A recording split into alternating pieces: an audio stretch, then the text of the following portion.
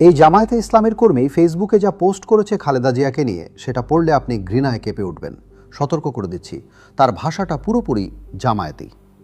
মাহমুদুল হাসান লিখেছে, খালেদা জিয়ার কথা বলার ভঙ্গির কারণে যদি তিনি বলেন আপনারা সকলেই আমার স্বামী এবং তারপর 2 সেকেন্ড থেমে বাকিটা শেষ করেন শহীদ জিয়াউর রহমানকে চেনেন, তাহলে যে কেউ বাক্যের শেষ অংশটা কেটে নিয়ে এমন ভান করতে পারে যে তিনি নাকি সবাইকে স্বামী ঘোষণা করেছেন এবং সেটা মাহমুদুল হাসানের কাছে জায়েজ মনে হয়।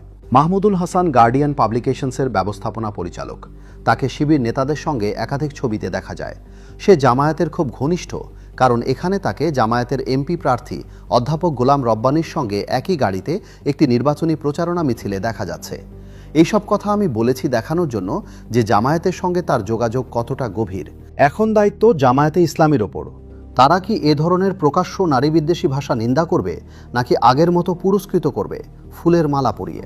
যার রাজনৈতিক ছায়ায় জামায়াত বারবার বেঁচে গেছে, সেই খালেদা জিয়াকেই এখন জামায়াতে ইসলামের কর্মী বাজেভাবে অপমান করছে।